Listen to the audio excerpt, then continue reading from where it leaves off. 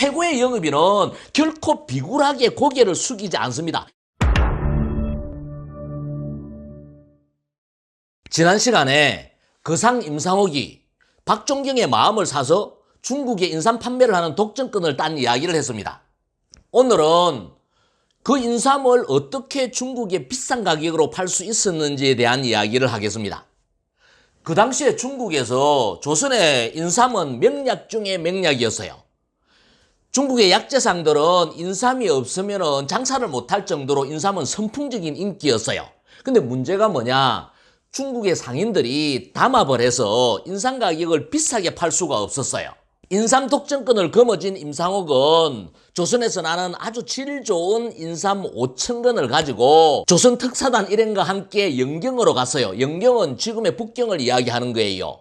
그 당시 북경에서 거래되던 인삼 가격은 한 건에 25냥이었어요.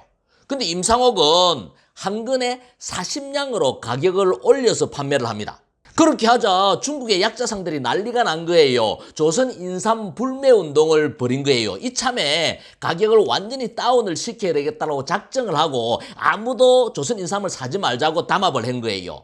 그래서 시간이 지나도 창고에는 인삼이 쌓여 있는데 아무도 인삼을 사러 오지 않는 거예요. 임상옥의 일생일대의 위기가 찾아온 거예요. 고개를 숙이고 가격을 내려버리면은 가격 협상 주도권을 중국의 약자상들한테 뺏겨버려가지고 앞으로 비싸게 도저히 인삼을 팔지 못할 거고, 그렇다고 인삼을 팔지 않고 고집을 부리고 그냥 다 인삼이 썩어버리면은 임상옥은 상인으로서 파산을 하게 된 거예요. 이 죽느냐 사느냐의 위기에서 임상옥은 초강경수를 둡니다. 인삼 가격을 낮추기보다는 오히려 45냥으로 5냥을 더 올려서 판매를 하는 거예요.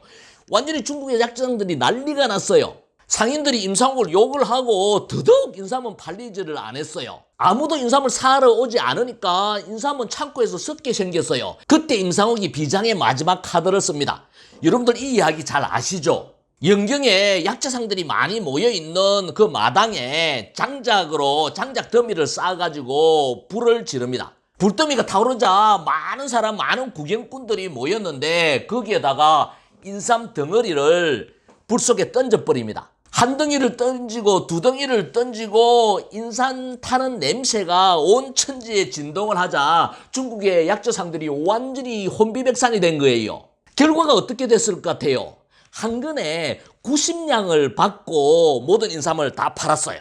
조선의 인삼은 1년에 한 번밖에 나지 않기 때문에 이걸 다 태워버리면 약재상의 재료가 없어지는 거예요. 그러니까 살 수밖에 없었던 거예요. 그 사실을 알고 임상옥은 사적생, 죽기로 덤벼서 살아난 거예요. 이 이야기는 우리 영업인들에게도 큰 교훈이 됩니다. 고객과의 가격을 협상을 할 때 어떤 마음으로 해야 되는가, 어떤 전략으로 해야 되는가를 가르쳐 줍니다. 임상옥은 희소성의 승부를 걸었습니다.